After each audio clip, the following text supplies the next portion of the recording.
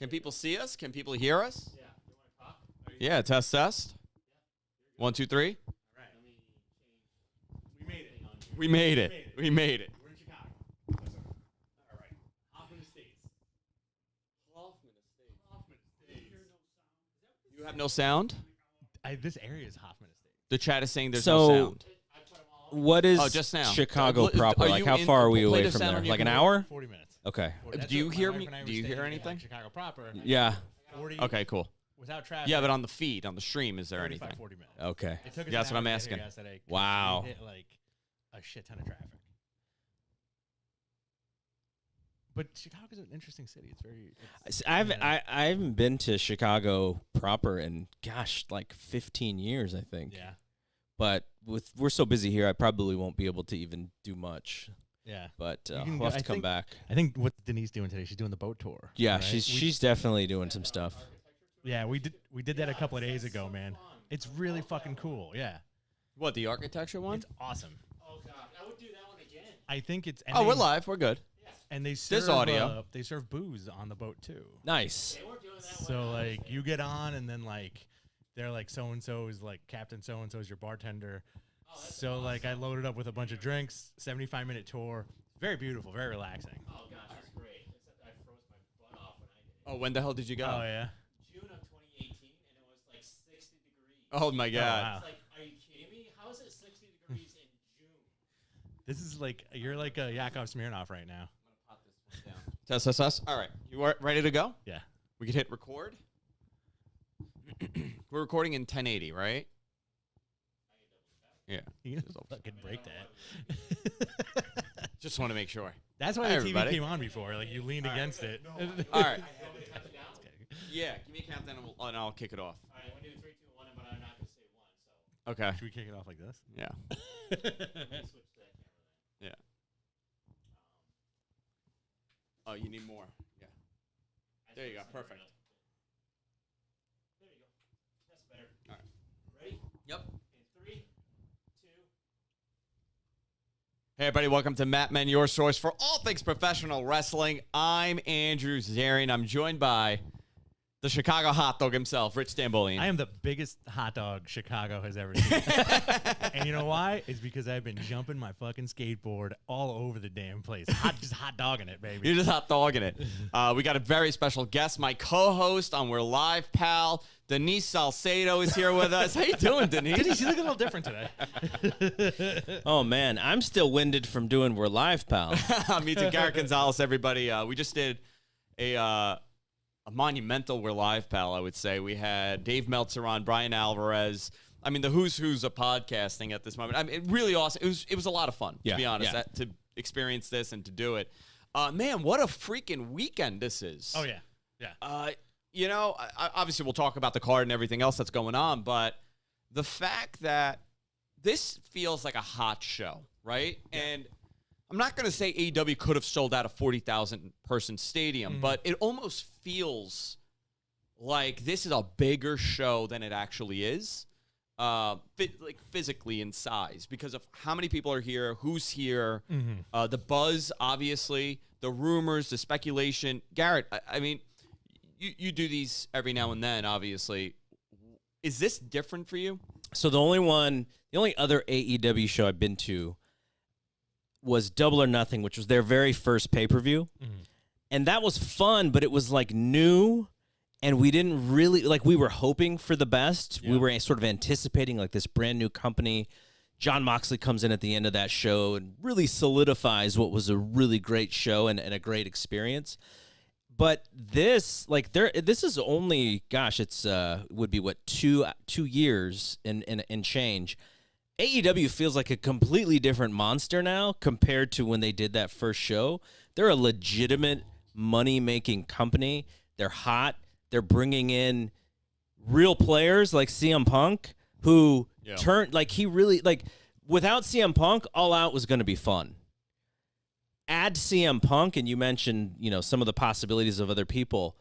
This feels like an event. Like, I've been to many WrestleManias, and the buzz on WrestleMania can be giant, but it's also a spectacle. It is. So it kind of gets there's like a dampening effect because it's so big. And they are there to run this giant show. They're not necessarily there to create word of mouth because WrestleMania is what should get WrestleMania over. This feels like huge AEW show, but the fans have a very high ceiling of what they expect, and they fully expect the show to deliver and then some because they expect surprises too. And Tony Khan doesn't shut any of that stuff down. He kind of feeds it, right? Just in his commentary in the press. Like I feel like he's confident that this show's going to deliver and that he's going to deliver on the promise of like, we just got so many guys coming. So really this feels much bigger than it should. And, we're going to be at the Now Arena. I was there for Rampage. That place isn't that big for a show that feels giant. Not to say that they need to move out of it, because I think there's some, they feel like that's a home building for them.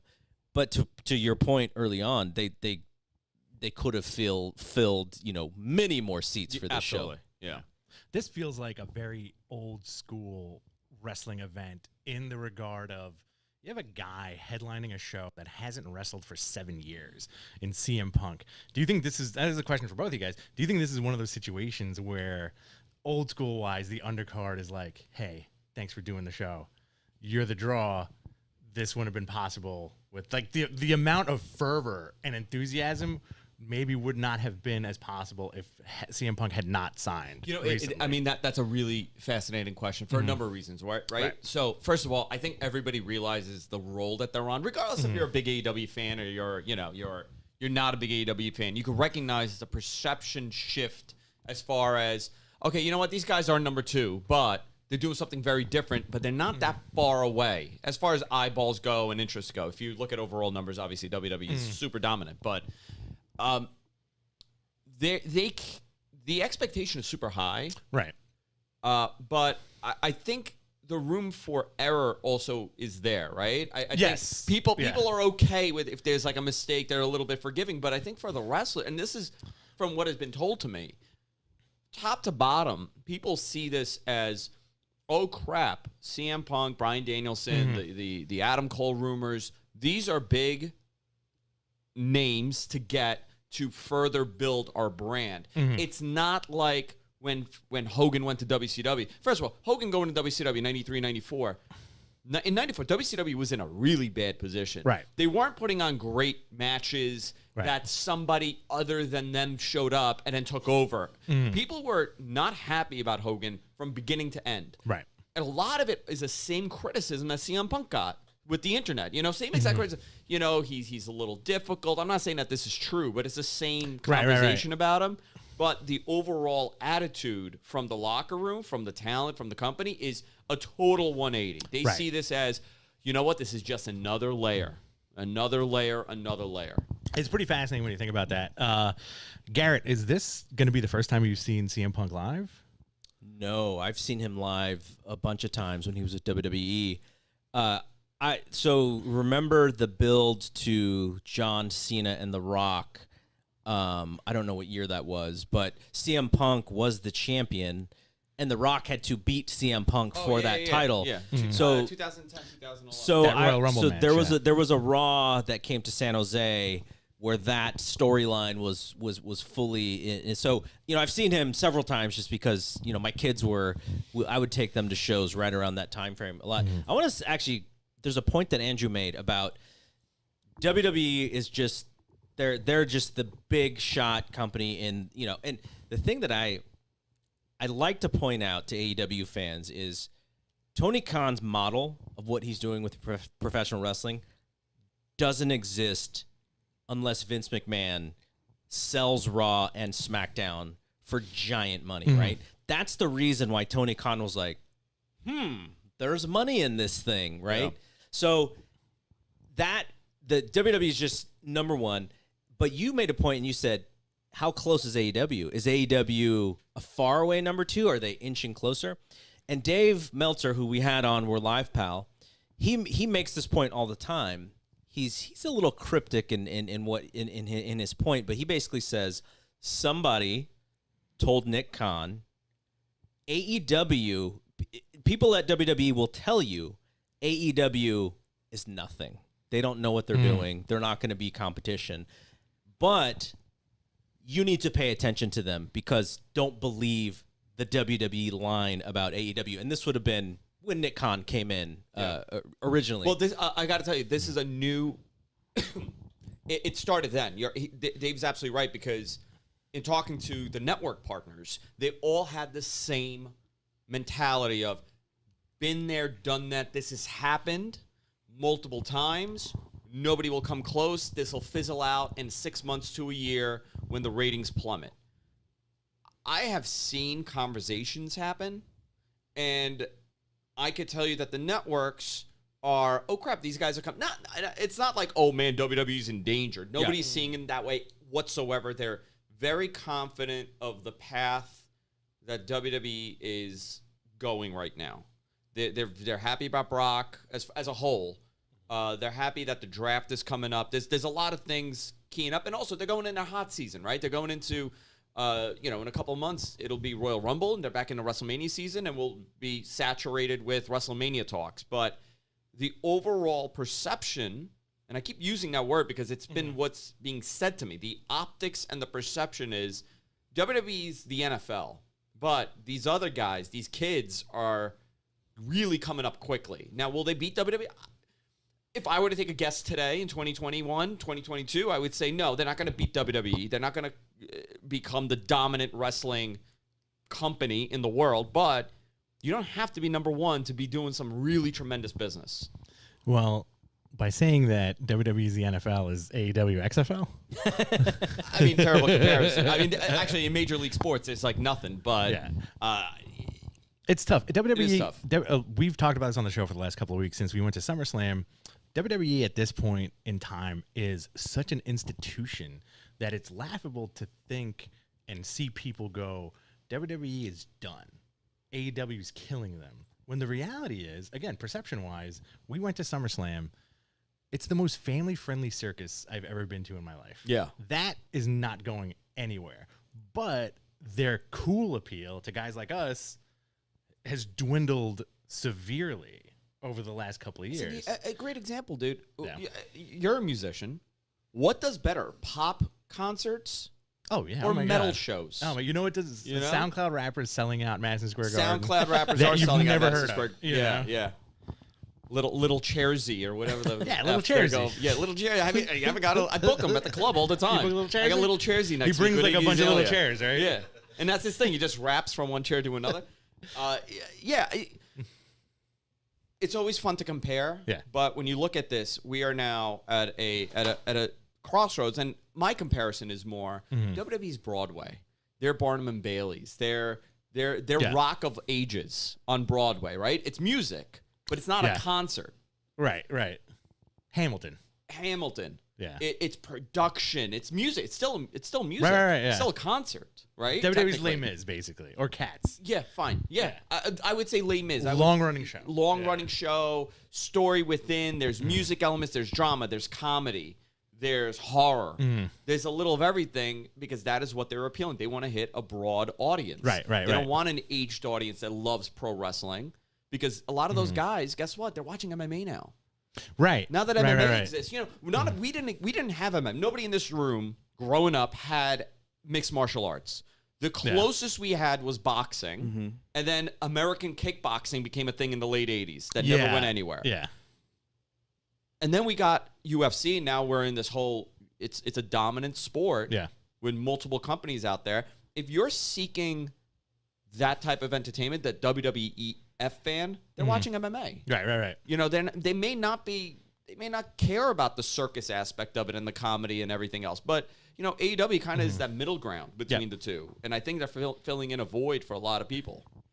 The music analogy is actually a really good one because punk music, which existed, and without punk music, I don't think hip-hop gets over because it's the same mindset of, we are sort of the fans who are not being serviced in what we like.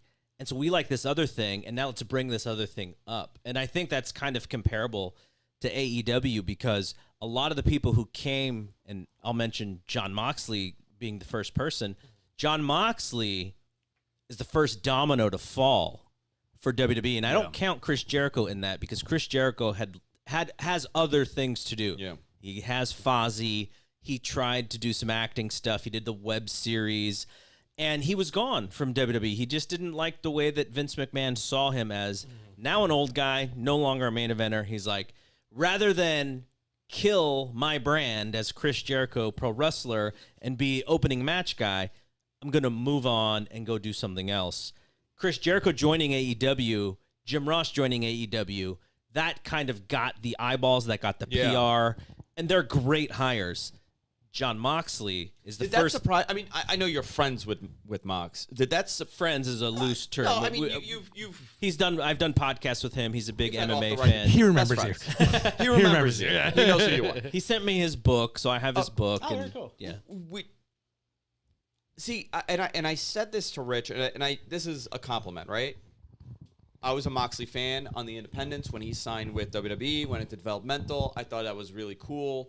You know, everybody compared him to Terry Funk. He was doing that thing with Foley that didn't go anywhere. That's the whole story is in And he his book too. debuts It's a in the really Shield. cool story. And the conversation was, in the Shield, the star is going to be Seth Rollins.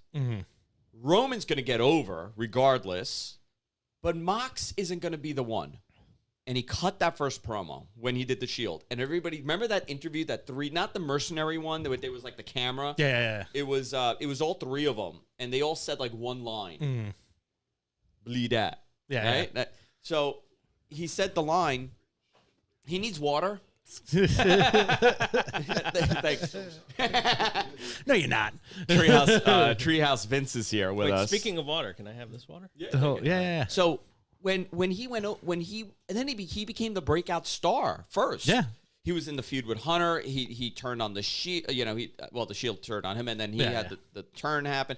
He was in some major spots, and then the umph was taken out of him. Yeah. And I really think it was that stupid potted plant steel cage match with Jericho. That Do you think so? You know what? That was ridiculous to me. With the Asylum, the Ambrose Asylum thing was. Yeah. I personally, I don't think it was great. They had to sell this playsets though. They had to sell the playsets. Yeah. Carrying Cross's mask. Carrying Cross's mask. But for a guy gotta sell like the Mox, playset. that was already established Yeah. at the time. Yeah. They did this, and then they had him, and then he came out with a gas mask. Oh, they did do that to him. Do you remember? Yeah. They put him in that fucking gas mask. With the leather jacket, they made him like Bane from For like the 3 Batman weeks. flicks. Yeah. So here's how I would explain that. You can homogenize some guys, and they're going to be fine.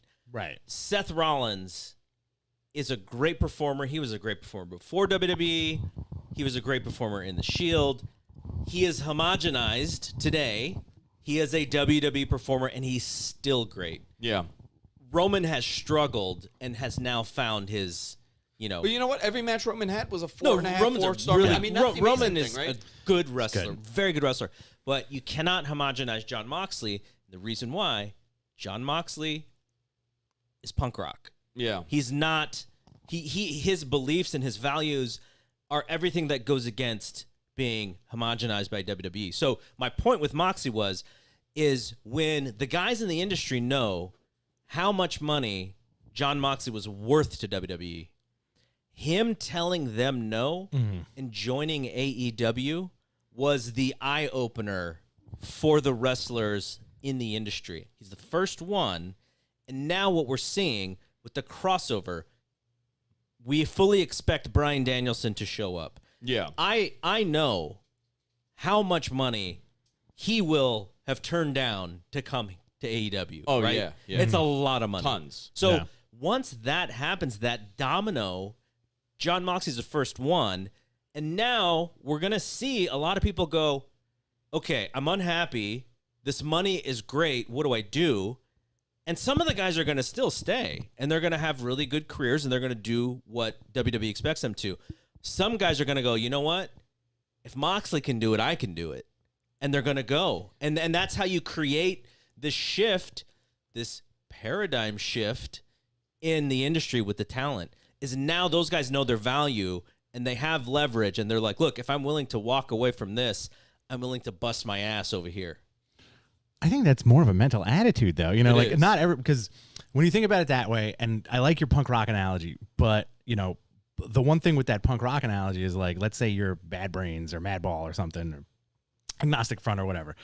What happens when you become Green Day? You know? True. Like, You eventually become Green Day. what happens True. when you become Green Day? Or And if then- you Well, become Blink-182, right? if you Weren't they- become Green Day, Yeah. it only helps AEW, right? Right. And maybe AEW does change somewhat at They're that gonna have point. to. They're gonna eventually shift. You know, if as they make more money or as the TV deals get more expansive, you look into licenses for more. Like your business plan changes with what you can do, which is what WWE has figured out how to make money in so many different ways. And like I kind of laugh because it's like they've figured out how to take more money from the fan. Yeah. Today, they stretch their fans so thin, but the fans all are okay. They enjoy it. That's their thing. And Yeah. so, AEW will look for ways to do that too. But I just find, I find the being. I'm a startup guy. Yeah. I've worked in startups all of my life, so I get that mentality of like, we want to do something creative together. Okay, we're gonna have to work a little harder. We're gonna have to work crazier hours. But we have some freedom to make decisions. We have a voice. Punk keeps calling it, now he doesn't need, now the voice of the voiceless isn't the voice of the voiceless anymore. Right. They have a voice. That's what you feel in a startup when you're one of 10. You're like, oh, I may not have an equal percentage, but I have a voice. And so that's how I look at AEW is they're this startup which has really, really, really become a company quickly. But you still have to have that mentality of being a startup in order to continue to grow. WWE doesn't really need to grow anymore. WWE is making more money by being less popular. Like, how does that work? At the end of the day, It's if you're a insane. publicly traded company, what is the end goal? To make as much money as possible net. Yes. Net revenue. 100%. And WWE has achieved everything that company's, whatever, you want to go back to Vince's dad, or let's go back to 83, 84, 82, whenever, when Vince took it over. For the last 40 years, this is what this company has wanted to become, and it is now. Yeah. And if you want to look at it from the perspective of are they successful, beyond a shadow of a doubt, they are so successful. But if you look at who all of that money goes to, you would hope that it trickles down a little bit more to the talent than it does. The majority of that money goes to Vince. Like when it comes to actual power in that company, who has the say and who has the voice, he's got like 90 some odd percent control of, And it'll continue being that way, Yeah. even long after Vince. I think a lot of people are under this idea that once Vince retires, Hunter and Steph are going to take it over and it's going to become the Attitude Era. It's not going to... No. Guys, we are so past that era of wrestling where even if the company takes a little bit of an edge, right? They realize, okay, you know what? Our fans in 5 years that were 10 now are now 15 and they're into more edgy content. Then maybe they'll evolve. But we've said this for the last 15 years, that the company doesn't have that edge that they did. just look at the NXT logo. The NXT logo is a great example. By the way, that stadium, Yeah. that building, Yeah. I saw the mock-up. It looks really nice. Yeah. Like, it's a really cool concept, but it is so far. It's pop culture now. It's Yeah. pop music. Yeah, it's no yeah, longer absolutely. rock and roll, which that was Hunter's thing, and that was NXT. But that's all of WWE, right? Yeah.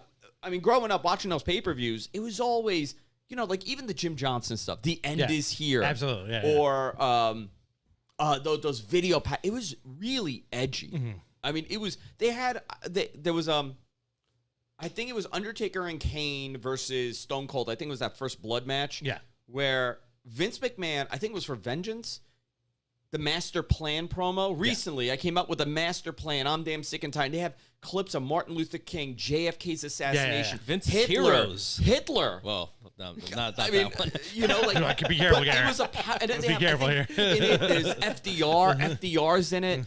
Just a powerful. Yeah. You're going to war. Churchill. That's what I it think was. there was like some Churchill There's a stuff church. in There there. has to be a Churchill. just so different than today. Yeah. Now you got Cardi B. You got Cardi B now, and not only that, but like, I'm gonna ask. We talk about this a lot, and I want to ask. My you butt's this. real. Your butt's Yeah. Totally real. 100% Every real. morning, I'm like, yo, are you sure your butt's real? By the way, on our Patreon, I'm twerking on Rich after this. All right. So, we talk about this on the show a lot, right? And I want to get your opinion on this. And this kind of goes with the flow of what you're saying. Like, now it's Cardi B and not Metallica. Yeah. It's Cardi B and not like Slipknot. You know, like that's where they're skewing. Yeah. Do you think because WWE is such a perpetual motion money-making machine institution and people are upset about the firings, right? At this point, do you think WWE needs anybody to sustain themselves, you know? Now, are you talking about wrestling talent? I'm talking about wrestling talent. WWE to get somebody. Oh, sorry. So No, that's okay. sorry. I like that. Oh, okay. I'm sorry. As far as like, all right. So people always say the squeaky wheel gets the grease. I always think about late '90s Shawn Michaels, how he would call the shots and just like be this insufferable talent that got what he wanted. Yeah. Perception wise, I feel like the company at this point doesn't need anybody. They can homegrown it from here on out. This is Vince's dream, right? Yeah. He wants the company to drive rather than talent, because talent is, you either have the guy or you don't have the guy, and you want the business to be successful and stable no matter if you have the guy or not. I would say before AEW, 100% yes.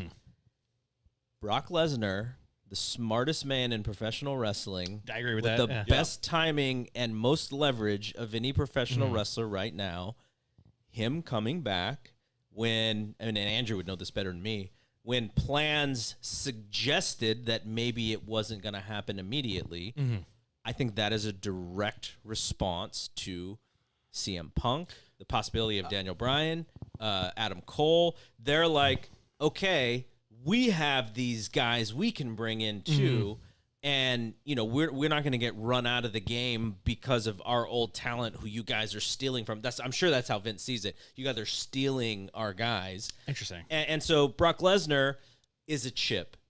Becky Lynch coming back is a chip. We'll see with Ronda Rousey, but Ronda Rousey is a possible chip when they need her. I know she's right now she's raising her family or starting her family, but there will be a time when Vince McMahon knows who in AEW's contract is coming up, and he's like, and I don't know anything. I'm just going to use a name, Cody. What do you think? You want to come back? That kind of thing, to where they then feel like they can pull guys from AEW. So I do think what happens is competition creates better, of course, pro wrestling, and I think that will be the case here. I think WWE is going to be a huge benefactor for AEW doing well, because without AEW, you can just be on a treadmill for all you want. They're still going to have big moments. They know how to do the big moments, but from a competitive standpoint, you didn't have anybody eating your lunch for the last 20 years. Yeah, I think honestly, and this is my opinion based on things that I've heard, things that I've, I'm piecing some things together. And I said this after our trip to Vegas. I said, if WWE within the next 5 to 10 years doesn't have a Vegas residency, Oh my God. then they're running an incompetent company. Yeah. That company now, I mean, to do like 2,000 people a weekend, Thursday, Friday, Saturday, Sunday, Vegas residencies, and you switch out who's performing that weekend.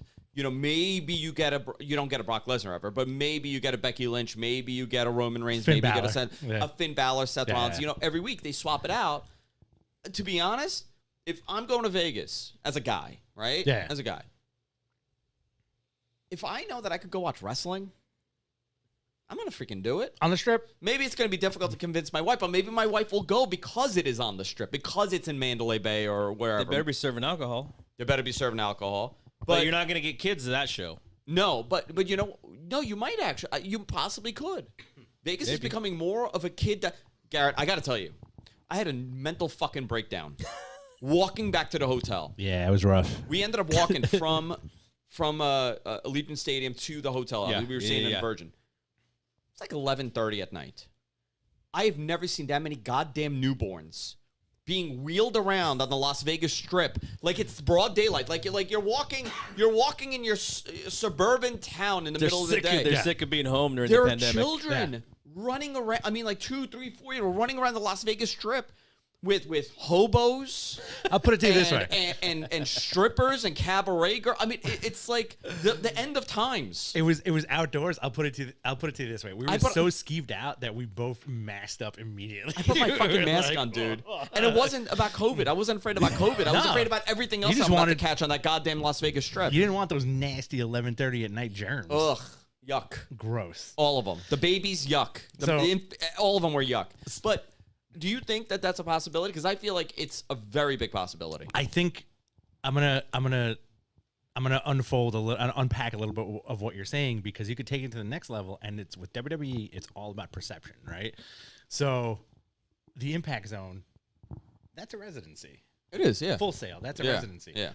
But if WWE does it and they go, we're in Vegas, it becomes a spectacle. It does. And I think that would be an amazing draw. Going back to the Eric Bischoff plan for WCW, move it to Vegas and make it a spectacle. I agree with you 100%. Like, I think, like, if they did this residency and they swapped out like 2 hour shows Thursday, Friday, Saturday. And guess what? They don't have to sell a goddamn ticket. Yeah. You know why? Corporate giveaways. Yeah. Hey, you're in town with your wife and kids. Here you go. Come see WWE. That's what it will become. And by the way, that is what it is now. That Vegas show. Do you know how many corporate tickets? Oh my God! Filled that arena. Yeah. I mean, personally, that I know, everybody that I know that went out of wrestling that took their kids was a corporate. You know, it's a hotel partner, it's a this partner, it's a that partner, and that's where live entertainment is going. The whole ticketing business is that now. We talk about sellouts, 20,000 people. You've only sold probably like 10 to 15,000. The rest are all giveaways. It's all partners, advertising partners, merchandising partners, venue partners, VIP services for season ticket hold, like MSG. I'm going to be at that show, big show. Are you coming Friday? You're talking about Friday? Yeah, Friday September 10th. Okay, yeah, I think so. So I have to call, you reminded me, I have to call and get my tickets, but Get those tickets. I could tell you that there are many of my clients going, and these were tickets bought for them. Yeah.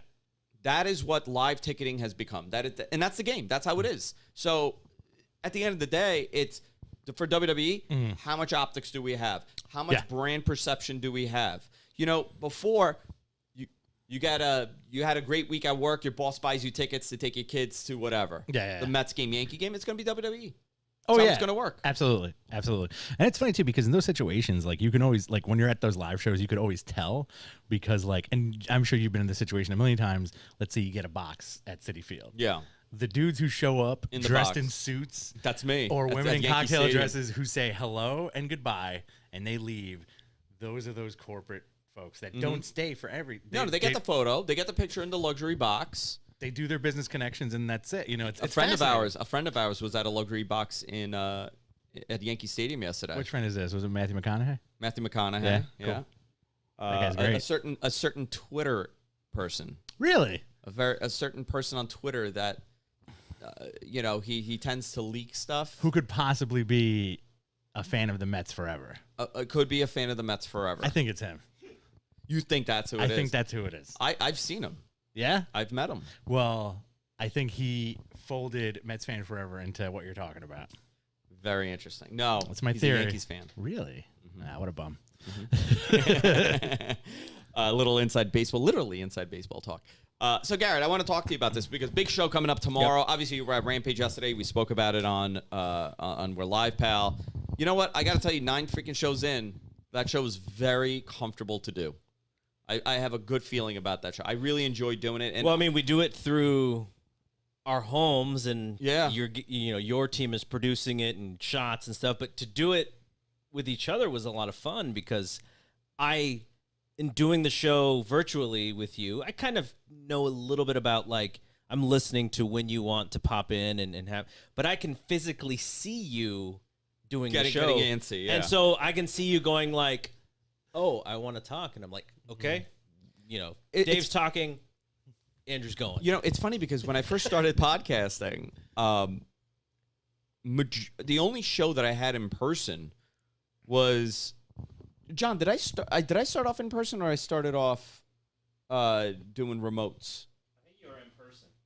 Yeah, we were in person. We did the Andrew Zarian show first, and that show was, I mean, it was like a Howard-esque show, a Howard Stern-esque show, and that kind of got me used to, like, reading eyes.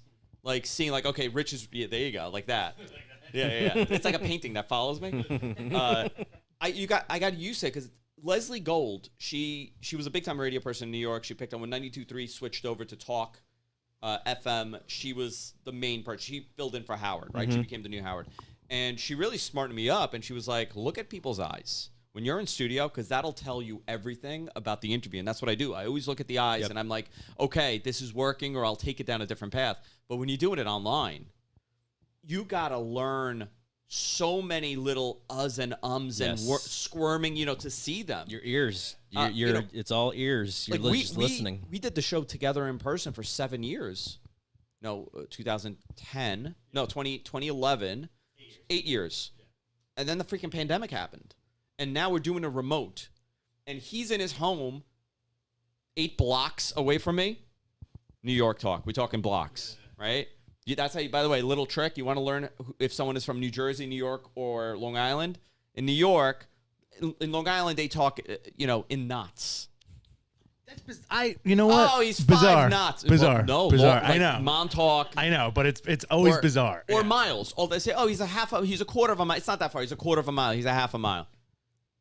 And same thing in New Jersey. They talk about it in miles. We talk about it in blocks.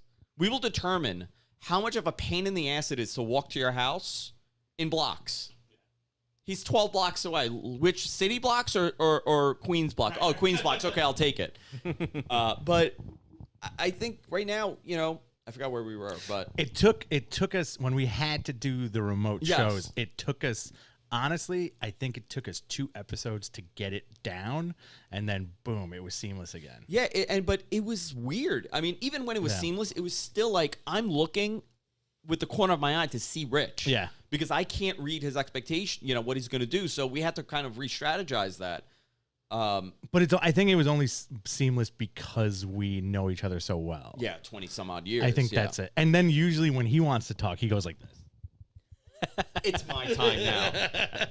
I throw my watch at him. I take my Rolex and I just throw it at him. Hello. Big sign that says hello. Did the camera turn off, John? Yeah. Oh boy. Are we still there? It's the power. Are we still good on camera too, John? It's back.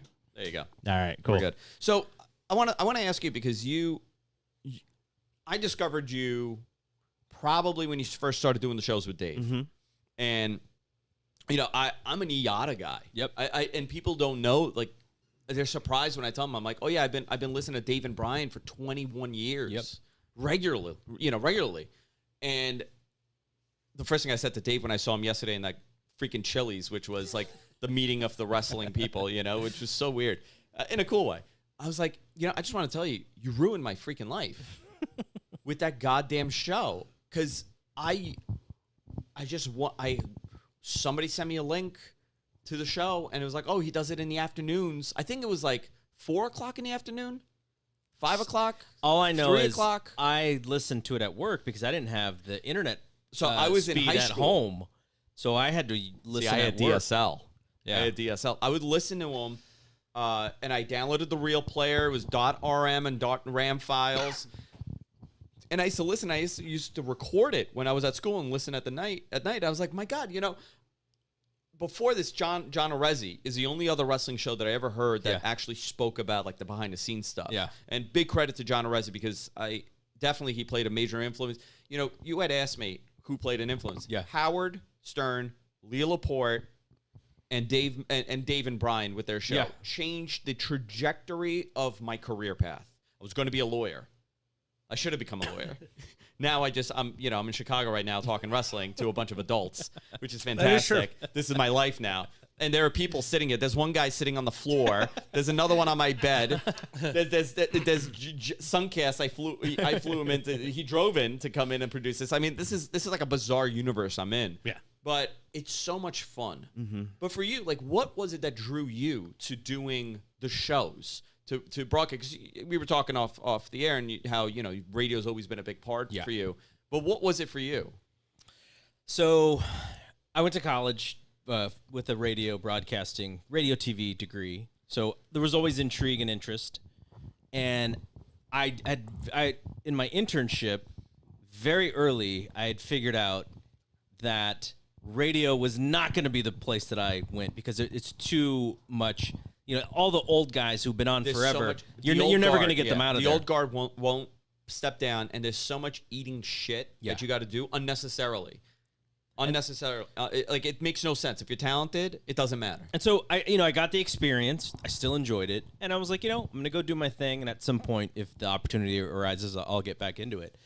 When podcasting first kind of became a thing, I kind of messed around with it. The audio was never good enough. I didn't know the technological aspect of it, but I still did it because I wanted to get the reps in as a host. So I did so many shows that I would consider practice shows. The people who heard those shows was probably in the 20s, but I just continued to do them because I knew there was going to be an opportunity at some point.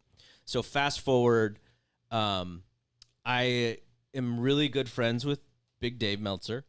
Were you friends prior to doing any kind of radio? No, I didn't. I met him in 2006. We were at a run, actually. Pat Tillman, the U.S.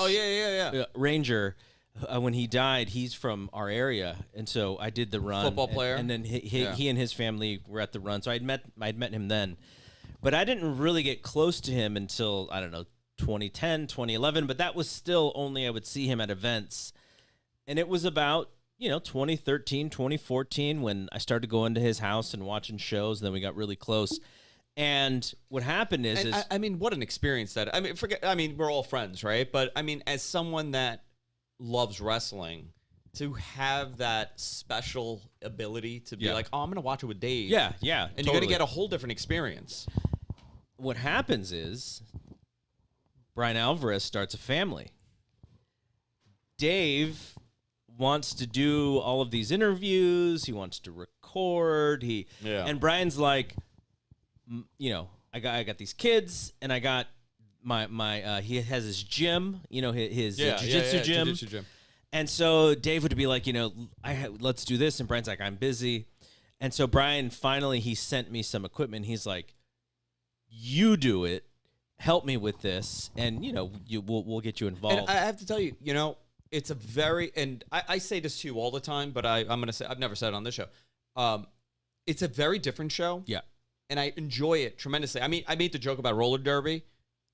I like that's the thing about our show. Like right now, we're doing a very different type of show. Very loose. It's a loose format. We don't have like our normal shticks going, but I love to interject random conversations within what we're doing because it creates a different vibe. And I think when you guys are talking about baseball, he'll bring up a bizarre reference from the 1980s with baseball or football, and it makes you stop and you kind of come back in because, when you listen and you're doing a bunch of other things, you come back in and you're like, oh, what did he just say? Who is he talking about? And you start looking it up. I love that stuff. Yeah. So for me, I really enjoy that Saturday show you guys do, or Sunday, whenever, whenever right now. It's been so off days. I mean, you have a radio background also. I'm the only one that doesn't have any kind of formal radio background. I just became obsessed with it.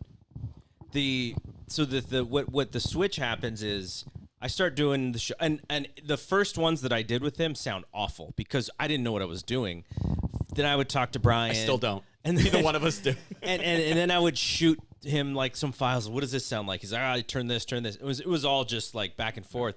So when we finally figured out the sound, my thought process was, a lot of times what happens is Brian and Dave record so late. They're both really tired.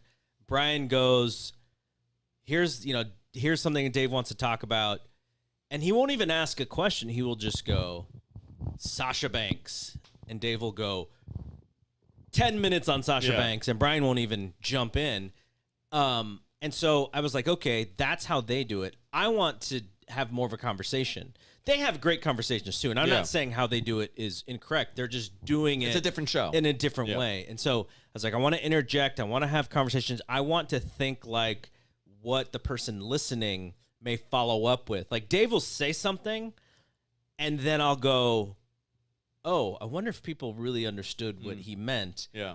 And then when he takes a breath, then I follow up really quickly and go, okay, now what did you mean by that? Or I'll ask him, it's an interesting way to get him to just keep unraveling that ball of yarn. And that's sort of how I was always taught how to write, how to get people to talk about things. Like, think of it as a ball of yarn, how get them to the end of that yarn. Yeah. And so it just became this thing where I was sort of interviewing him in a sense, even though I'm co-hosting with him. And it became I'm curious person. I love hearing him talk about this stuff. He's very passionate about it. But also, there are times where I know the answer to the question I'm going to ask, but I ask it in a way anyways, like if I don't know, because I want the audience to hear what a genuine response what he knows, to somebody not knowing. Yeah. And so it's a really cool thing. It can be exhausting sometimes because Dave goes like he is the Energizer. Do you bunny. edit it down when you do the show? The only time I edit it is if the topic veers into I'm not sure this is the best way that we said this, and people can take it the wrong way. I've edited one guest. And was it the guest that you should have edited? 1970s wrestler Bugsy McGraw. Oh, I don't know this story. He was talking about San Francisco territory. Oh, no. And Pat Patterson. Oh, he said some stuff and that he shouldn't used a specific word or two that me and Dave were sort of nervously chuckling through, and then I wrote the time code down, and I cut out like 4 minutes of it. But I put it together seamlessly, so no one would have known. And that's not to say that he was being a certain way. He wasn't being prejudiced or anything. He's just an older guy who was trying to give people what was going on. What was going on? No, at the time. Understood. And I'm like, okay, I get it. If we were hanging out in his house and he used that language, I wouldn't have corrected him. Yeah. But this thing's going out to the public, and you know how that could be. Yeah.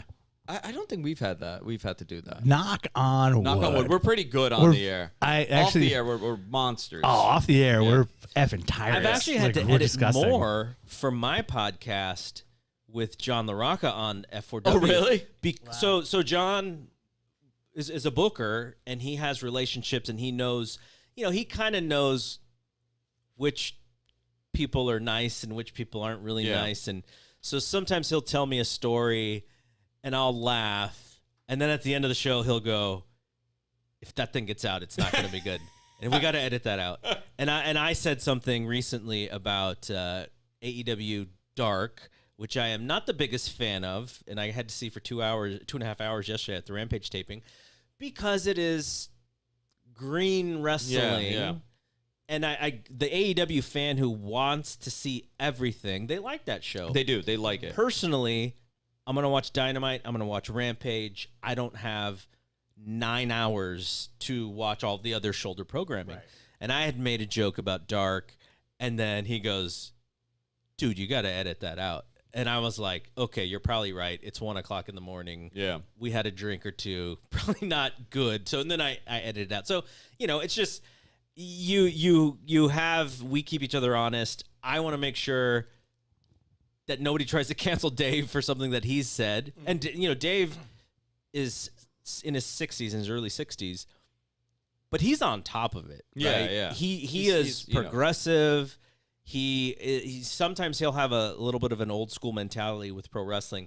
The one that the interesting buzzword is when older people in the industry will use the term, and Bret Hitman Hart still uses this term for women wrestlers. They'll call them the girls. Yeah. And that's just how it's talked about in the industry, is the girls and the guys, or the girls boys. And the boys. Yeah. And so, but today, if you say the girls, people will take that in a certain way. So you'll hear Dave say the girls, I mean the women, just because that's just how the verbiage is used. It's funny, Bischoff has always been very firm on not calling them the boys. They're men. They're not boys. They're not the girls. They're women. I mean, listen, to me, if there's no malice intended with, and it's not, anybody could undertake something into something else. I mean, you can nitpick words all you want. Like, we run a really loose show. Yeah. We go nuts sometimes. nothing is ever hurtful. We don't. No. We're not coming from that place. So I think we get a little bit of a buy. But also, a couple of times someone has said something like, "Oh, you guys, why did you say that?" And I'm like, we're just effing around or whatever, and that's about it. And then it goes away. Yeah. That's how it is. At the end of the day, this has to be fun. Yeah. If you're not having fun doing this, what do I say, Rich? I'm going to go jump out that goddamn window and just call it a day. We made the pact. I'm going to fly off. That's we it. made the pact, and they'll find our bodies. But also, I think, knock on wood, I'll pat ourselves on the back over here. We don't have that kind of thing here that needs to come out, The worst case scenario, we talk about Sopranos for 15 minutes. Oh, yeah, that is a worst case scenario. And that's it. That's usually it. Okay, so who's the guy who influenced both of us? Howard Stern. Howard Stern. His show today does not sound like the same show I grew up on in the mid-'90s. And it shouldn't, right? Right. It shouldn't, because we've, 100%. as people, we've changed, we've evolved, and things that were considered acceptable are no longer acceptable, and you have to be, conscious about that. Yeah. In Howard's case, how much edge can you possibly have when you're you're the most successful person ever in your field, and you've made the most money ever in your field, and you had the biggest show ever in your field? You lose that edge, and that's fine. You should. He's 63 years old. He shouldn't be the same guy with vigor, in his 40s. Different guy. I think that you could take influences. You could take the good, hopefully, and not the bad, and you learn from the bad, and you evolve, and you become a different person. It's all about self-growth. That's why I'm wearing these ridiculous shoes now. I've grown into this cartoon of a character. Okay, your shoes. So we'll go back to the show that we just did. I got a few more comments on Brian's shoes than on your shoes, but I did get some comment on your shoes too. They're suede loafers. Very simple today. Oh, boy. So let's talk about the show. Let's talk about All Out a little bit before we wrap it up. I mean, this is the kind of... What? Yeah. Yeah. Yeah, do you have a mic? He's going to fall. Oh, this guy's going to tumble into... He's going to tumble. There he goes. He's going to tumble into all the equipment right now. You could have gotten it from the other side. Yeah, probably. All right. He's going to go to sleep right now. All right. Jesus. Man, you okay? Are you okay? You okay down there? Do I have to? Okay, good. Is it on? No, flip it on. There you Come on. MG Dweeb. Okay. Thank you. All right. Jeez. Buy-in, 7 p.m. Or 7 p.m. Eastern, 6 p.m. local. Chuck Taylor, Wheeler Yuta, Orange Cassidy, and the Jurassic Express versus Matt Hardy, TH2, and Private Party. That's for the buy-in. All right, I'm into that. That's Cool. fine. Yeah. Fun, nice opener. Who's winning? Yuta's team. Okay. All right. Yeah. The key to this whole match, and this is because I went to Rampage, you need to get the Jungle Boy entrance with the song. Big because time. the fans go nuts for yeah. that song. Marco Stunt is dancing and he's doing the thing with the hand, and so that's what that match is there for them to do that entrance, and then hopefully they win, and then you get the crowd really pumped up. I'm okay with that. All right. And the main card starts at 8, and we have the women's casino battle royal. Nyla Rose, Julia Hart, Big Swole, the Bunny, Thunder Rosa, Red Velvet, Kay Conti, Penelope Ford. No, just come right in. It's fine.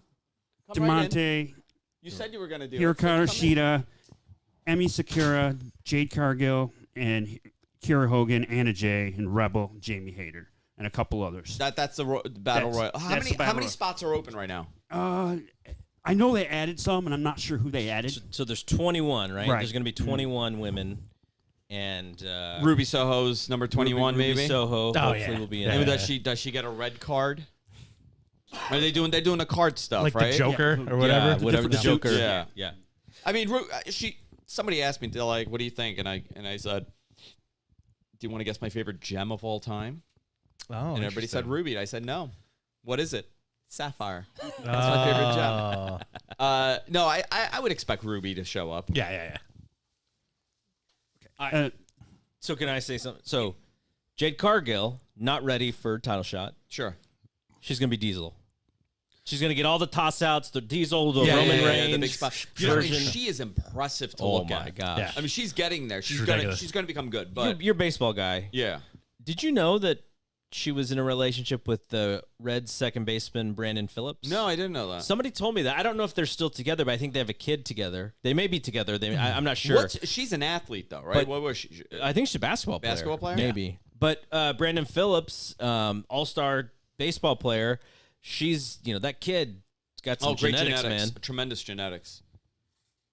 Ruby Soho would be a good... It's either going to be Ruby Soho or Thunder Rosa, I think. They may push the Thunder Rosa match to next year, from what I understand.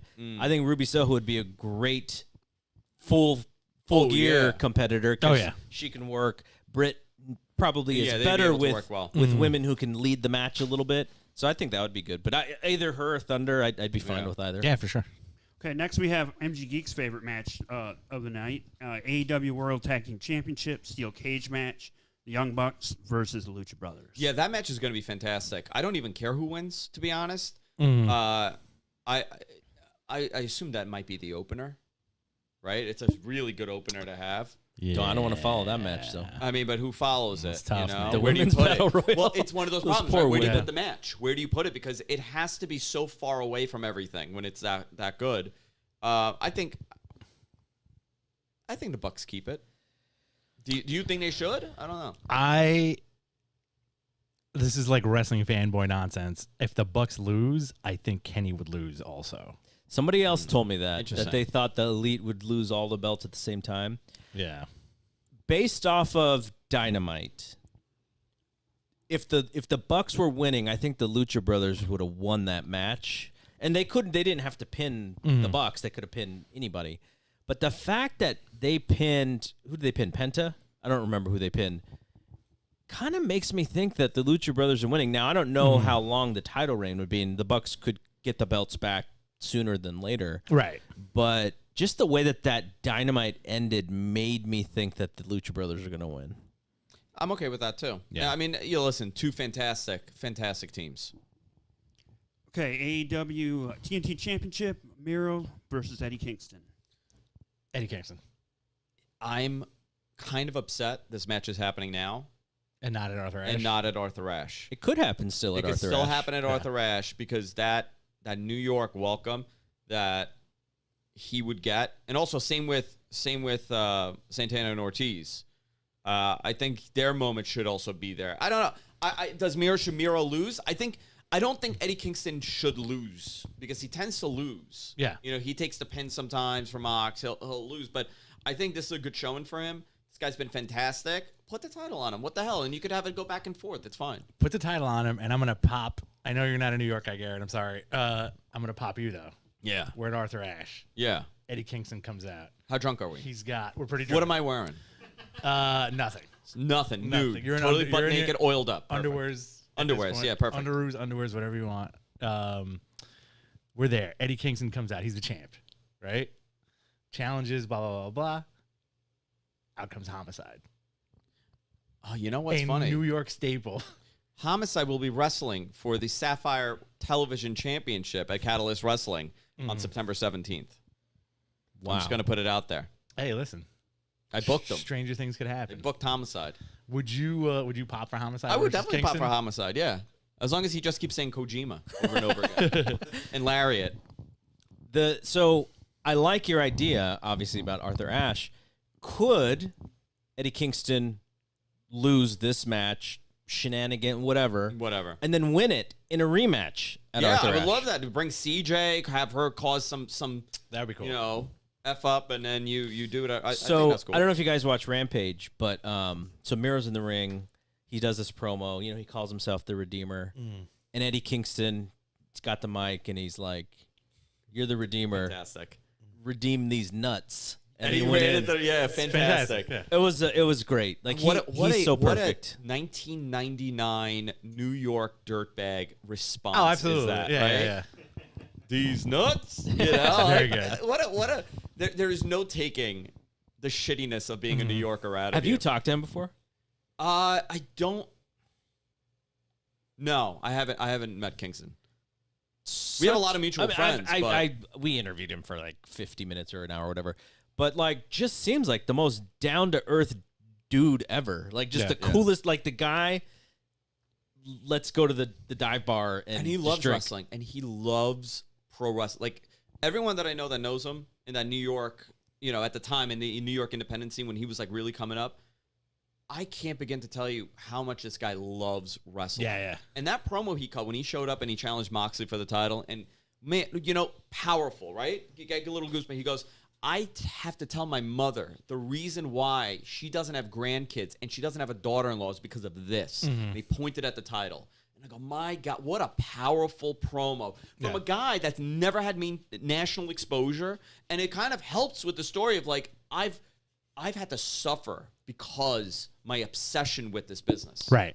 Fantastic. Before all of these new guys, before Punk came in, before Danielson's coming in, before Aleister Black, all these guys came in, I did a podcast with Moxley, and I was like, it would be great in New York. I don't even think the Arthur Ashe thing, it may have been an idea already, but I was like, it would be so great, very similar to that Mankind moment when he finally beat the Rock for the championship, and the crowd just went nuts because it's like their underdog favorite who they never thought would win it. And so they weren't sure. They didn't think that he was going to win it. And when he did, it was just like one of the greatest moments, one of the greatest Raw moments in history. Fantastic. And I told Mox, I said, that should be the Eddie Kingston moment. He doesn't have to beat Omega. He doesn't have to hold the belt for 6 months. He did it.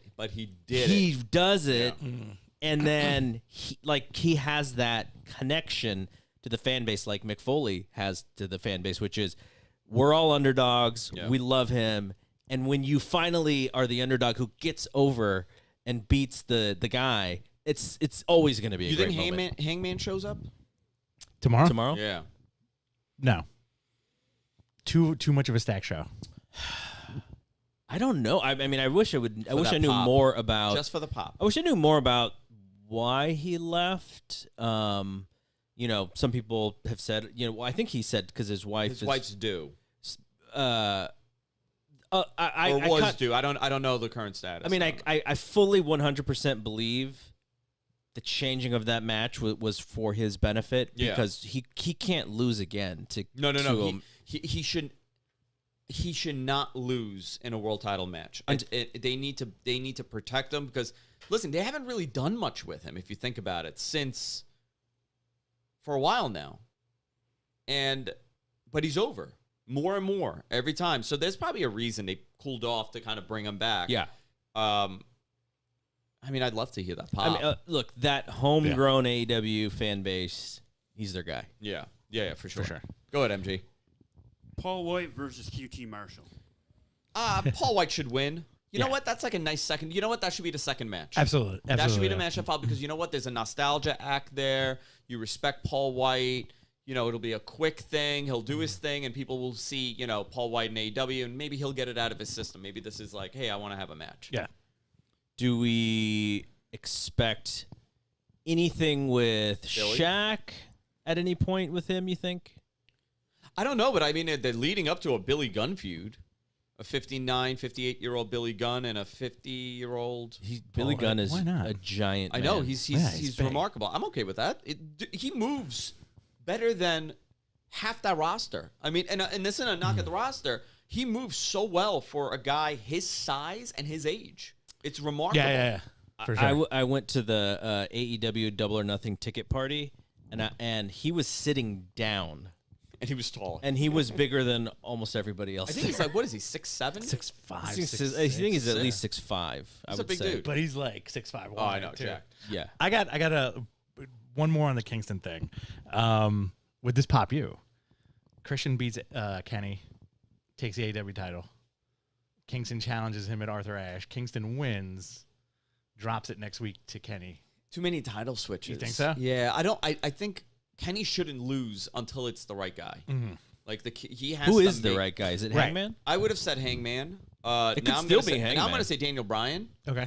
Brian Danielson. I got to get used to that again. I know. It took me so long in my mind to call him Daniel Bryan, and now it's like impossible.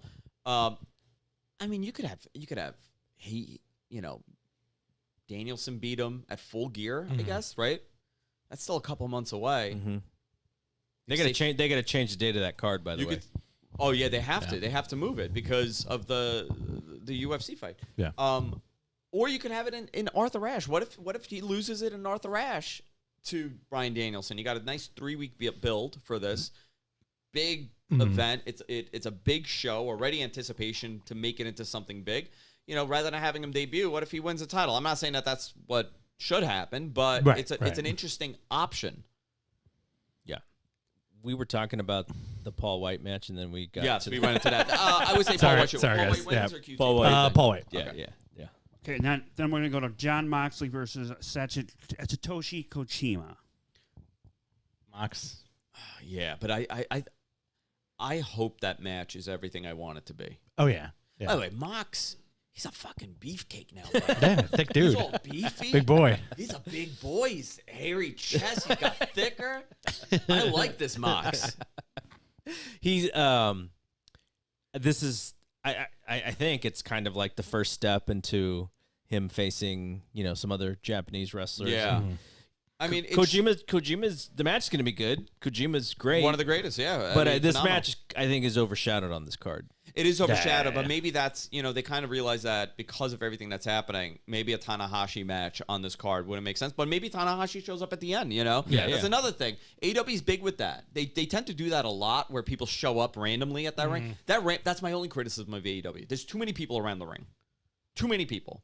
Guys on the ramp, guys downstairs, guys upstairs. When they were in Daly's place, they would just hang out. Like, they're just hanging out watching. Like, come on, get in the back. I don't want to see you.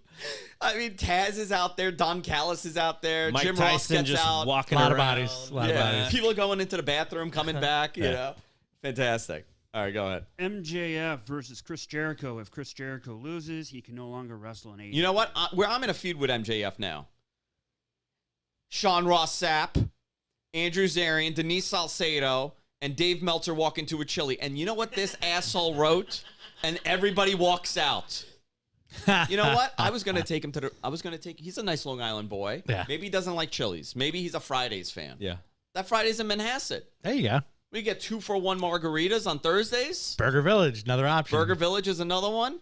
We can take him to the press. Take him to the Broadway Mall. Rockville Center. We'll take him to the There press. you go. Yeah. He's a nice Long Island boy Yeah. from Plainview. Yeah. I called one of his matches. Oh, Called for an MJF Catalyst? For NLW out of Deer Park. I called one of his matches. Oh, wow. I'll tell you, there was 3 people that were like stars on that show, right? Actually, everybody became somebody. Sonny Kiss was on that show, I believe. Yeah, Sonny Kiss was on that show, and I worked heel. It was me and JD from New York, and I was working heel. Oh, wow. I just wanted to think of that I was doing color, and he was doing play-by-play. I worked heel that whole show. MJF was remarkable, and there were 2 other people. One was David Starr. Okay. And David Starr faced a guy, I don't think you guys, maybe some people recognize the name, Rude Boy Riley. Yes. Out of Staten Island. Yeah. I'm putting this guy over, okay? This is the future of this business. These 2 guys. Obviously, I did it for MJF because he was really fantastic. Yeah.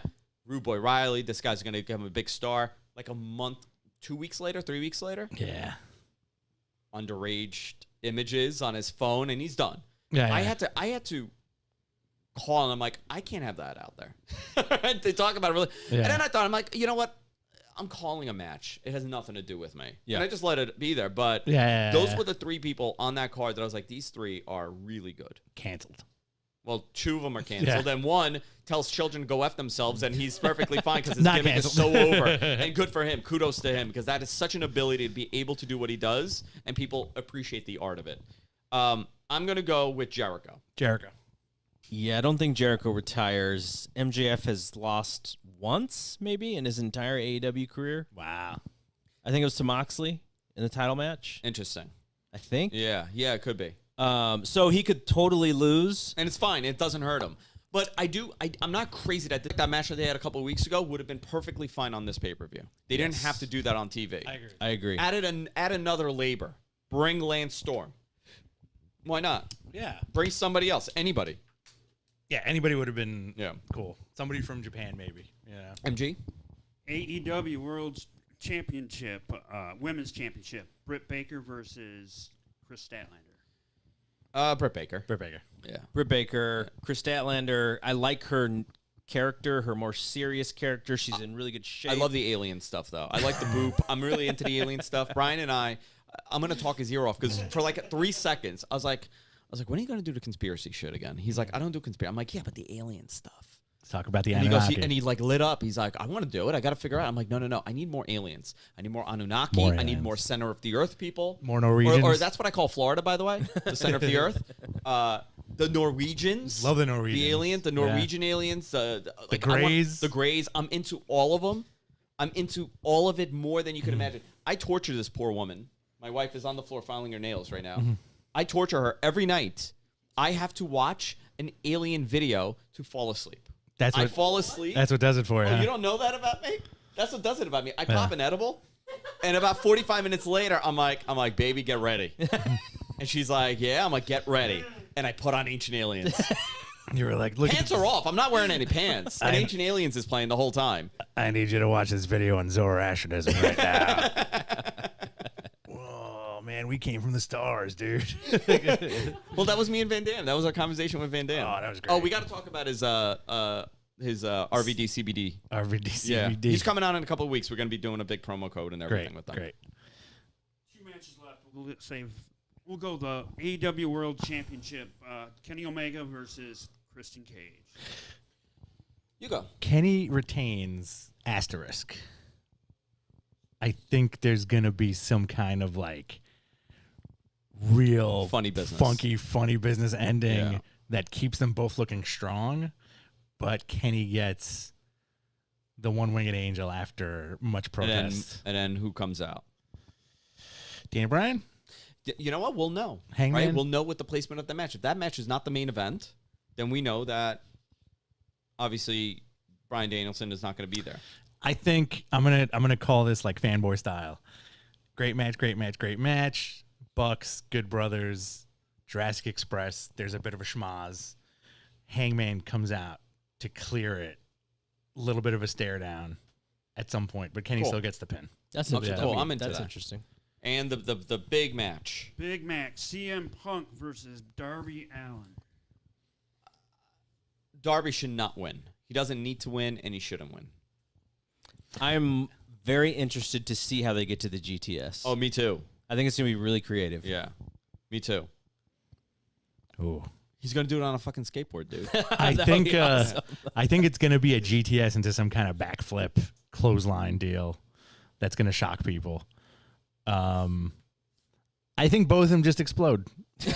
No winner. Like, I can't see a winner in that match, and it has to be like they both brutalize each other to the point of like a double count out, but then does that send people home happy? It doesn't. Yeah. You want me to go through these questions and wrap it up? Yeah, you want to do Q&As? Yeah. Let's do some Q&As. I Guys, got a submit your few questions. Okay, we got a couple. few questions I pulled. All right, let's do it. Yeah. Let's I do it. pulled them earlier. I can't see the chat. Sorry, guys. Yeah. So yeah, I pulled a few questions. Apex Forever. What's the reason they decided to put the pay-per-view on Fight and the app in the U.S. as well? Because of the BR Live situation. BR Live is switching platforms, and they're no longer going to be... There's something weird going on with Turner with this stuff, because BR was a good addition, and I was told that it is until they build their live streaming platform. I assumed, based on being in tech, you're in tech, that HBO Max would become that streaming platform. HBO Max doesn't do streaming with pay-per-views yet like that. So I think there's like but you can watch it on Bleacher Report, right? Bleacher Report Live. Bleacher Report Live, but there's no app for that on the TV. We had a guy go in our chat and tell us that they are support for the Apple is trying to support it before the show. I don't know if that happened or not. So they got like 24 hours. Right. Mm-hmm. My guess is they didn't, because why else would it be on Fight? Yeah, why else would it be on Fight? Yeah, I you know what? I've ordered pay-per-views on Fight. It's always solid. It's always fine. It's totally fine. I don't have any issues, so I would say do it on Fight. But that's the main reason, because they're in a transition period between the brand. Like, same thing with WWE. It's actually fascinating how that's happening. AEW needs to build an archival system right now.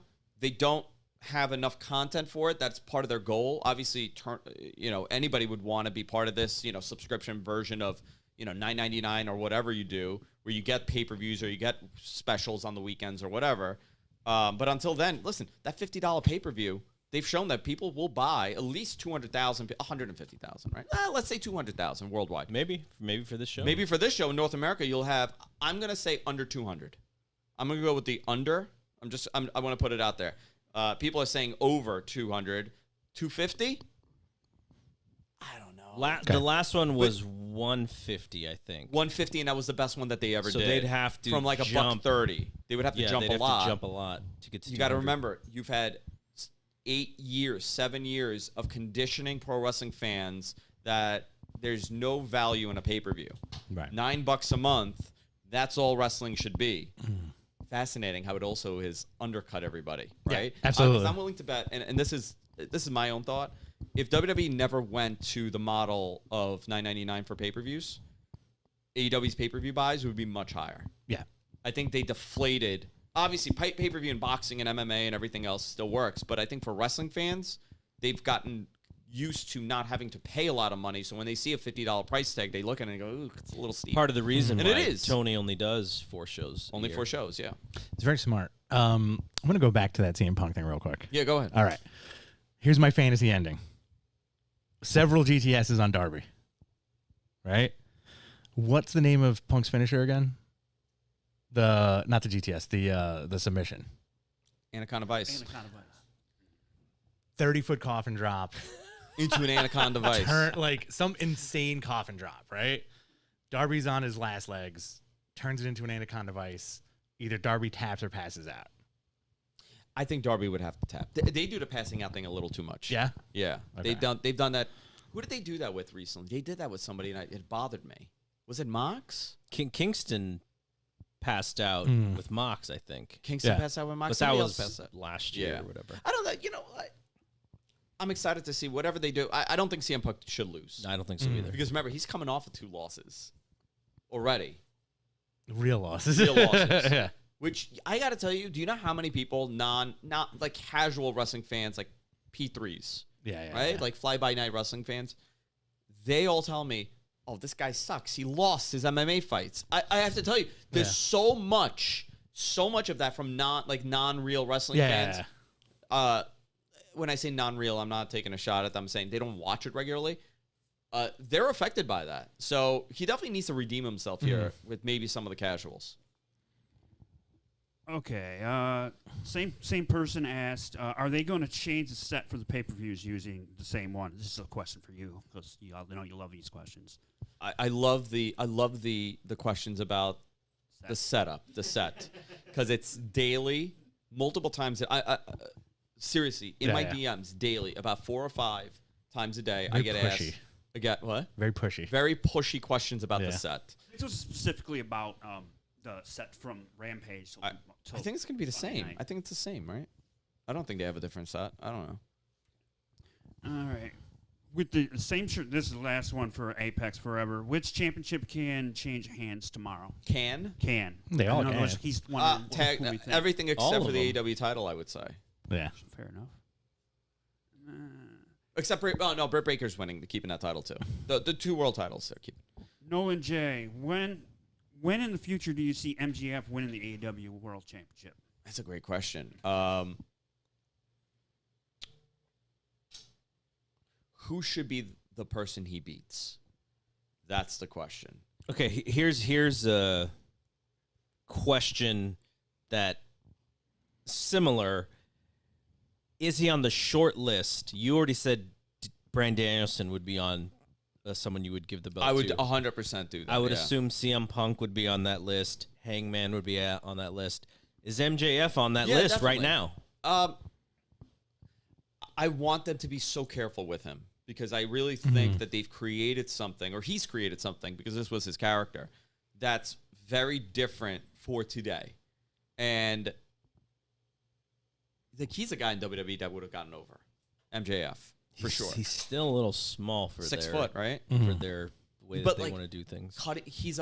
In my opinion, he's a better Miz for wrestling fans, but the Miz is better for the WWE machine. Oh, yeah. That guy is the star. I'm telling you, 50 years from now, revisionist history, when WWE is like presenting everything as like our top stars, the Miz is going to be like one of their biggest stars. Oh, of all for real, time. dude. Give me real world. Telling Miz. you. I I'm don't telling like you. WWE Miz. Give me Miz- the real world. Miz is The their real Bob Backlund. world, Yeah. the challenge. Give me that Miz, because that Miz was somebody. This one is homogenized guy with. So Yeah. I think for MJF, definitely on the list. I think like, but you got to do it the right way. Yeah. I think if Jericho had the belt and he beat Jericho like an Yes. older Jericho, that would have been great. Yeah. But I don't think the fans would appreciate. You know what? Have him beat Danielson. They like. You know what? That's how I would do boy. it. I would Yeah. have him beat Danielson for that title. They like long title reigns, though. So if he is 4th on your list, that could be 3.5 years. He's also the youngest, right? What is he? 24, 25? Yeah, something Right? like that. He has quite a few years. Put the TNT title on him and make him the TNT champion or TBS champion when they go over. Yeah. He doesn't need it. He doesn't need a But he belt should have unless it, it's but he the real should. belt. Yeah, but he should exactly. He should have it. He doesn't need Roddy Piper never had the WWF title, but he was right there. it. Well, with if you Hogan. listen to Hogan, Yeah. Hogan will tell So you, stupid. if Roddy wanted to do business the right way, he could have been the biggest star. No, if Hogan pins Roddy, Roddy's in NWA You know what, though? and a. If I'm in a Hulk year. Hogan, and it's 1986, Yeah. I'm not dropping anything to anybody. No. He wasn't F going you. to drop anything. I'll never drop it. I'm He gonna dropped die it with to this the belt. Ultimate brother. Warrior He and did. then sabotaged the reign from, being so sympathetic to the fans. And He said he wanted to turn heel, right? That was Yeah. his thing. You know what though? Ridiculous. Talk about. I'm veering off here. MG Geek's favorite thing. Do one more question after Yeah, this. yeah. If 1990, that was probably the first WrestleMania match I've ever seen, like in a full. Like I don't remember the paper, but I remember that match. Yeah. Watching my dad. If Hogan had left the ring, gone halfway up the ramp, and said "F this" and went back and just buried Warrior, that would have ruined that company. Yeah. Well, he kind of did it though, because He went back and he handed the belt, and then no. So the whole thing for Hogan is this is Warrior's moment, right? This is why Bret Hart, when Bret Hart and Shawn Michaels had their thing, yeah, and Shawn is whispering, "Get out of the ring. This is my moment." yeah. It's That's because of because that. Hogan does the fan sympathy thing, so all the fans are more sad that he lost the belt than happy that Warrior won. Yeah. that Warrior won the belt. And so from the day one, that reign was secondary. It's always amazing that was such a short reign with such short-sightedness that they couldn't wait to take the title off of him because it screwed up their entire WrestleMania 8, right? Yeah, WrestleMania 7. Yeah, 7 in Los Angeles. The whole thing got sabotaged. It got ruined because you did not have that rematch between Hogan and Warrior. And to be honest, Warrior sucked, but nobody gave a shit about his in-ring at that point. Right, I right. mean, like the people that cared, like the core viewership, nobody cared that he was a bad worker. Hang on a couple more months and have him and Hogan again. Okay, but go back to SummerSlam that year, the double main event. So Warrior's not even in the main event on his own as the champion on on his own show. Warrior and Rude, completely overshadowed by Hogan and Earthquake. And Rude and Warrior was such a better match. Ooh, so much of a better Yeah. match, but it was a follow-up to a match that they'd done before. If you put a Randy Savage in that program, it's probably a little bit better. But I don't know the reason why, but Hogan was still the bigger star. Always. Warrior was always in his shadow, and the only way you could change that is if Hogan's gone, and when he was gone, business was down. Big time. So Vince, I mean, we It's think down, of the, it's down because of Warrior, not because of Hogan. yeah, we think of Vince today, and he's always looking for that next guy who, so that I don't have to get held up by Hogan every time the contract is up. Yeah. I need to find another guy that I can make, and so he thought it was Warrior, but he then realized, nope, it's not gonna be Warrior. We're gonna move on. I love the possibility that in 1998, 97, late 97, early 98, Ultimate Warrior was very close to re-signing with the WWE for a 5-year Crazy. contract. Yeah. It would have ended in 2002. 99, 2000, 2001. Yeah, 98, 99, 2000, 2001. Yeah, it would have ended late 2001 or early 2000. No, January 2002, the contract would have ended. So it is possible in an alternate universe this happened. Ultimate Warrior was in the mix after Brett left and Shawn left. Warrior's there. And I'm telling you right now, and he is the higher power. And that is how you do the Austin. I was wondering where you were going with this. That is the Austin Warrior match as him as the higher power because Vince, losing his mind, he brought the guy that held him up. Yeah. The That guy makes that he sense. hates. Makes sense. And he's all loony. He's like, he's reading. Off the reservation. Like, completely. off the reservation, demon worshiper. Yeah. Growling. Cult. Yeah, he has like the acolyte stuff all over him. I like it. Bonkers. Totally. And I like only it. black and gray. Everything he's wearing is black and gray. I like that. I like that a lot. Last question. Yeah. Last question. Okay, Johnny. Again, do you think AEW will add a 5th WrestleMania type pay-per-view in a few years? I think they're gonna have to. I think All Out will eventually become that. That's a big question. You know, AEW easily could sell out at 10,000 per. I shouldn't say easily, but they can easily if on a pay-per-view sell out 10 to 14,000. We saw that they sold out United Center 15,000 whatever. Yeah. Arthur Ashe, a building that nobody has ever run. Yeah. I just want to let you know, nobody in Queens, not even Manhattan, in Queens, a building that the New York City Parks Department forbid anybody running other than tennis. They're running that building with like 17,000 people. The question is, can they do 50?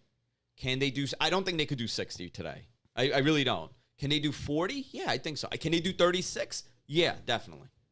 Depends on. I mean, this show, if you get a card with Danielson on it, Adam Cole on it, CM Punk, Kenny Omega. You bring out Andrade and Flair. Mox. You bring out Mox. You bring out that whole crew. Forget it. Yeah. In major titled matches, major hot angle matches, they could do 40,000 people for sure. My soccer knowledge isn't great, but on our show that we did with Dave and Tony Khan, he mentioned running the building that his soccer team plays at.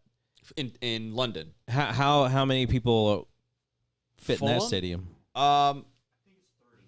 Is it? Is it 30? It's not like 60. I know that. Yeah. So I could see if you want to add a 5th show, and you do it in the UK every year. That would sell. That would 100% sell. And they would in the sell UK, that 'cause they building out every They don't time. get the shows that often, and Yeah. it's always like TNA was packed. I mean, Very the popular. the business that Impact would do in the UK is unbelievable. Yeah. Unbelievable. Is that it? Are we done? Yeah, we're done. Are we getting a drink? What are we doing? We're getting some lunch. We're getting a drink, baby. Good. Where are we going? Are you? Garrett, you coming with us? I have to do one thing, but I will meet you guys wherever you Perfect. guys Great. are. Let's do it. All right, guys, that's it. We're going to be live tomorrow. We're not live, but we're going to be in person tomorrow in Chicago at All Out at the Now Arena. You see us, say hello. Please say hi. Yeah, come say hello. Let us sleep in your bed. Oh, yeah, we're going to be at the Observer Q&A. It's sold out. Sorry, guys. We're going to be there. Maybe we'll do something else afterwards. I don't know. I got a 7 a.m. flight Monday morning out of Chicago back into New York. You know what? I've decided I can't do these 7 a.m. flights anymore. Yeah, dude. Unless I'm going You to the West decided Coast. now after you booked the 7 a.m. I don't know flight? why I booked it. And here's the crazy thing, right? She took the kids to my in-laws Thursday night. I should be like, you know what? Why am I not getting on the 10 o'clock flight? Yeah. It's an hour, what was it, 2 hours? 2:15? I'll be there by 12 o'clock, 1 o'clock. No, instead, I torture myself. I wake up at 4 in the morning because nothing could be easy in my life. I have to make it difficult. I have to get to LaGuardia, go through all that. I'm half awake. I'm not doing it anymore, except when I go to California. Yeah, Then I'll do that's it. the easier way to do it because you time travel. a little You time bit. travel, Yeah. which is always nice. When you come into Cali? I used to go like a bunch every year. I used to go to LA constantly. Just 1 year, right? I did like 8 trips. You guys are still locked down. I'm waiting for you guys to open up so I could get the hell out of New York and head over to California for a little bit. Yeah. All right, listen, everybody, check out. I do a show with Garrett. I don't need to break it down for you guys. It's a fantastic show. I absolutely love it with Denise Salcedo also. We're live, pal. Today, the episode that's going up next, so possibly tonight or tomorrow morning, Dave Meltzer, Brian Alvarez, the biggest show we've done. It's an awesome podcast. If you didn't see it live, check it out on download. Also, you can check out this show. Available everywhere podcasts are available. Also, Garrett also does a bunch of stuff. Garrett, where can people check it out? I just did an interview with you on one of the best podcast names for a wrestling show ever, and it's called Observe This. So, Fight Game Media, follow the Twitter, fightgamemedia.com. We have a Patreon as well. And, everything is Fight Game Media. I mean, that's where I put a video of CM Punk singing Thank You for Being a Friend from the Golden Girls. Jess, you missed it yesterday. I told you we should have gone. They did a sing-along of the Golden Girls. And that video has done like 40K in views or something. It's ridiculous. So, just go to Fight Game Media. You can see all our stuff. Fight Game Media. And, of course, what's your Twitter handle? GG? It's so hard to even spell out. It's very difficult. I try and stay incognito. Okay, you can just find Garrett Gonzalez on Twitter. Yeah. BTC Rich, Andrew Zarian on Twitter, Matt Men Podcast on Twitter. First of all, I'm going to thank everybody. I'm going to say my thank yous. MG Geek, huge thank you to him. Suncast for coming in. Actually, all the Michigan guys came in. And Treehouse Events. Yeah. Do you want to give the mic and say hello so Treehouse can say hello? Hey, pal. Oh, thank you. All right, guys, that's it. We'll see you next time. Good night. Good night.